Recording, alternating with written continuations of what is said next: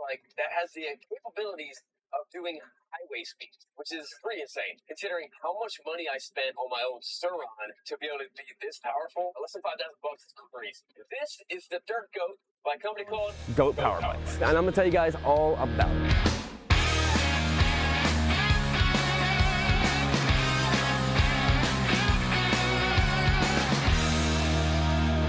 So electric bikes are fairly new, and they can be kind of complicated. Also, the market is completely flooded with electric motorcycles. So there's a lot of numbers out there. So it might be kind of confusing because we're used to numbers like horsepower and cc's to see how big the engine is, to get an idea of who that bike is for.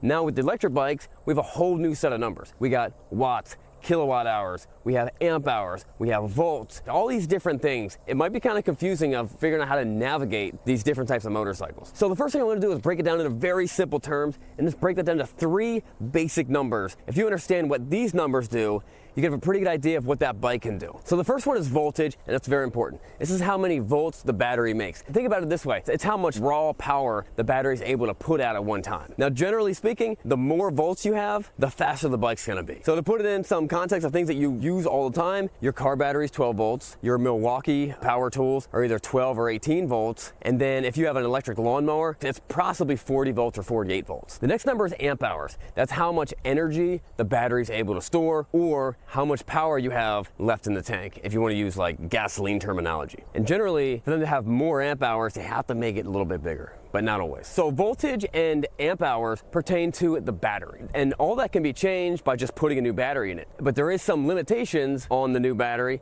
depending on your controller and the actual motor. A lot of times when people upgrade these e-bikes, the biggest upgrade is a new battery with higher volts, which makes it faster, as long as the motor can handle it and the controller can handle it. If the controller and the motor can't handle it, you're gonna fry something and it's not gonna be pretty. Now the next number is wattage, and watts is what connects and parallels directly with horsepower. 1 horsepower roughly equals 745 watts. And wattage is where the motor is rated at. And oftentimes, the electric motor will be rated for 2 different numbers. One's continuous and one's gonna be peak. Now we're at least speaking the same language. Let me show you why this bike, the Goat bike, is pretty impressive. For starters, it's a pretty good looking bike. I've seen a lot of these, I've ridden a lot of these. Like normal, they are smaller, they're sized for like teenagers, but I'm 6'2" and I can ride the thing. If you were a little kid, it might be too big for you. And it's got all the basic things that you generally see with these electric bikes. However, this one does feel like it's pretty high quality. Fender, infotainment, obviously handlebars. All the brakes are up here. There's no brakes on the footboards, which makes sense for an e-bike. Does not make sense. It's not really possible for a gasoline powered bike. And then it's got a keyhole over here. Pop the keyhole in. Sometimes they flip up this way.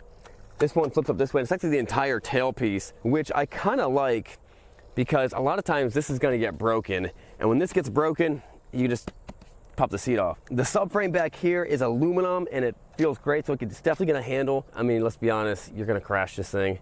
Most likely you're going to be trying to wheelie it and you're definitely going to flip it, but nice sturdy subframe. And then like all these, they mount the battery right in the center. We'll talk about the battery a little bit more. It also came in a nice little toolkit, and it jams fairly nicely back there. It kind of looks like they're just like, it fits. Probably not the best place for a toolkit, to be honest.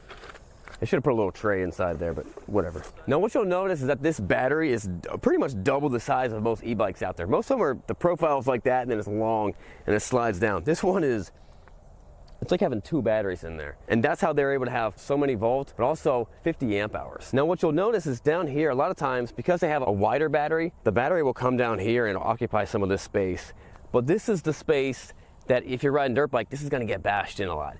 And the last thing you want is to bash in your battery. You know, you're riding dirt, you're doing fun stuff, this is gonna get hurt. What's nice is they have a really heavy duty skid plate right down here to stop that from happening. Now where this bike really shines is range and top speed. Now in terms of range, this thing claims it can do 40 miles at top speed, which is pretty impressive, but then 75 miles at lower speeds. Now you might be thinking, you're like, well, that's not very much. Those numbers are showcasing the weaknesses of electric motorcycles. Long distances on consistent throttle is the most inefficient way to use the battery. The most efficient way to use the battery is how dirt bikes are generally used. A lot of stop and go, a lot of quick bursts, which means that these things can last for hours upon hours if you're just riding around in a field or just doing dirt bike stuff. But people still, they want to hear a range number. I mean, it's the first question I ask, it's the first question everyone asks: how long can it go? It's kind of a bad question to ask, but at least it gives you something to compare with other vehicles, because everyone's going to be driving the bike in a different way, so you need something to compare it to. So this bike is powered by a 96 volt battery. Now, a couple years ago, back when the first e-bikes kind of came out, I think I paid $10,000 to upgrade my Talron, and I think I paid at least $5,000 just for a 96 volt battery to do similar things that this thing's capable of.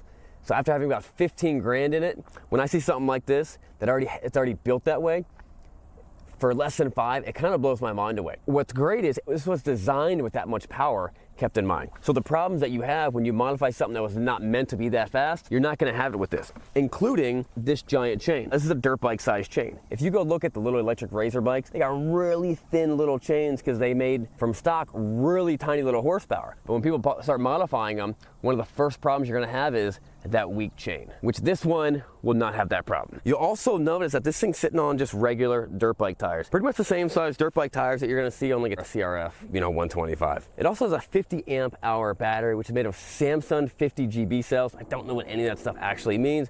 I just know it's 50 amp hours and that Samsung makes pretty good products. So it is a pretty quality battery. So it takes the power from the throttle through a controller, which sends the battery power to the motor. Now this motor is mid-mounted inside the frame, so it's got the weight in the center.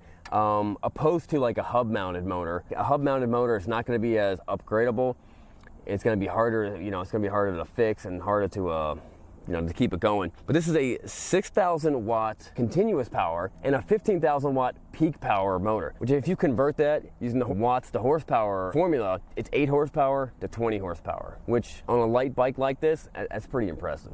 Also, it's instant. So it also has a very impressive top speed of 65 miles an hour. And that's stock, completely stock. The bike has hydraulic front and rear, and these are less like hydraulic brakes that you would see on a dirt bike or a motorcycle, and more like upgraded, beefed up hydraulic brakes that you would see on a really nice mountain bike. And that's kind of where these bikes fall in line with. They're trying to go lightweight, they're trying to keep the prices down. So a lot of times, some things will lean on the dirt bike side, and some things will lean on the very, very, very high end of mountain bike side. You also notice that these forks are pretty substantial sized inverted forks. When it comes to the thickness, it's a little bit thicker than what you'd see on like a TTR 125. Up here, it's got an LED headlight along with a goat symbol. This bike can fully recharge off of regular 110, 120, like you plug into your home. It can fully recharge in 4 hours, or if you had a second battery, you can charge one, keep on riding it, and keep on switching to pretty much have continuous non-stop riding. It also has a pretty nice infotainment center, infotainment screen. What's cool about it is it goes in the park when you put the kickstand down. You put the kickstand up, bam, it goes right into your modes. Go Power Bikes. You have Eco mode, you have Sport mode, you have Sport Plus. It tells you your power, and it tells you how much battery you have left. And it's got a full-blown light switch, which definitely kind of tells you these are not made for the street. But here's the big question that's on my mind, and that is, what are these bikes really good for? Let me show you. All right, guys, before we do this test drive, let's do the words of wisdom, Isaiah 26:4. Trust in the Lord forever, for the Lord is an everlasting rock. All right, so it is a beautiful day outside. We're about to rip this thing. I can't wait. But it's not always going to be beautiful outside. Depending on where you live, it might be pretty awful. So if you are coming out to Biketoberfest in Daytona Beach, Florida, it's October 16th through 19th, and it's going to be a blast. Also, we made a cool video special just for this event. Whoa, nice. Just so that you guys know what to bring and what you don't want to forget. Here's an interesting thing about most of these electric bikes. They set them up that you can't be on the brake and the gas at the same time. I don't know why. That strikes me as somewhat funny, because on a normal motorcycle, that's all you really do. All right, what power mode are we in? We are in Sport Plus. Let's go to Eco mode, see what that feels like. See if we can do some hills with it.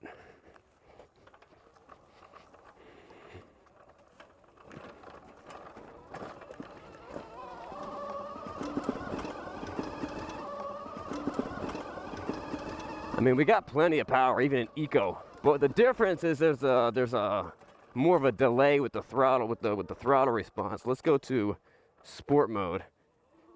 See what Sport mode feels like.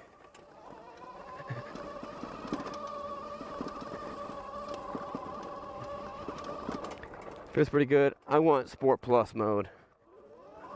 I want all of it. There we go.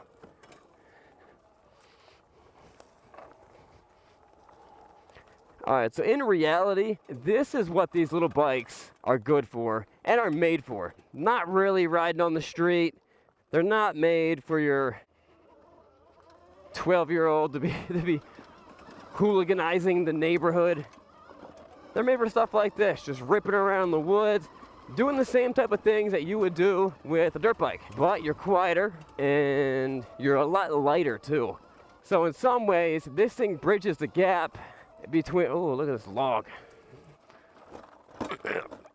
Good thing I had that skid plate.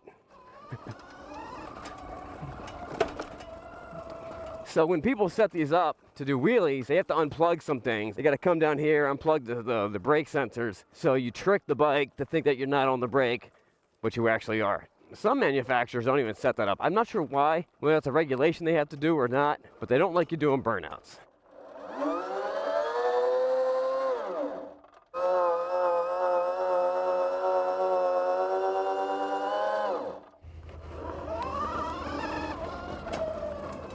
Another awesome thing about these bikes is, think about this. Think about the functionality that you would get for sneaking in the woods. This is quieter than me walking in the woods. So the cool types of animals I could sneak up on are pretty endless. Also, I just ran right through a spider web. Where's the trail at? There we go. Still at 90%. You see, doing stuff like this, riding around in trails, not going super fast, but short bursts of going real fast, this is what these electric bikes love.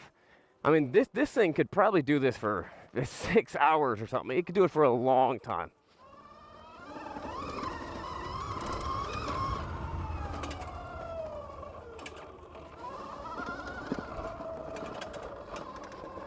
There we go, now I can see the gauges.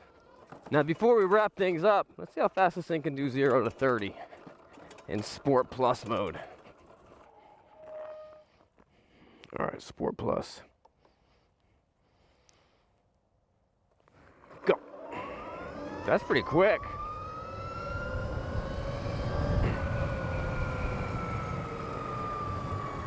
That is surprisingly fast. Let's try it one more time. Bam! Wow.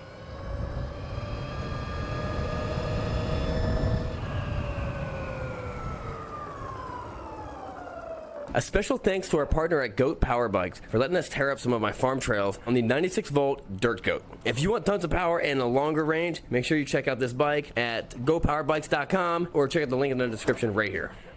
Hey, I just wanted to say to all of our super fans, thank you so much for sending us your stories this summer. We loved hearing from you guys, and you still have until September 6th to use our link to create your own Partzilla account for your chance to win $500 in parts and equipment from Partzilla.com. Now, on to the last winner of the summer, and this is a pretty good one. This week's winner of the Partzilla Superfans contest is Matt from Ellison Bay, Wisconsin. Now, as a surprise, Matt's wife was the one who wrote to us about him needing help with his Honda Blackbird. So nobody could find a proportional control valve for the brake system of his 2003 Blackbird, which is a pretty rare bike, because apparently everyone on the internet is out of stock. They stopped making the bike 2 decades ago. But our friends at Partzilla did some research, and they found out that the bike that went off of a VFR could be retrofitted and modified to fit. They're actually going to modify it and customize it for him just so it fits on his motorcycle. And Matt, we also have one big surprise for you. I don't know how I know this before you know this, but congratulations, you're gonna be a father. We're having a baby. We'll see you guys next time. You might like this video right here.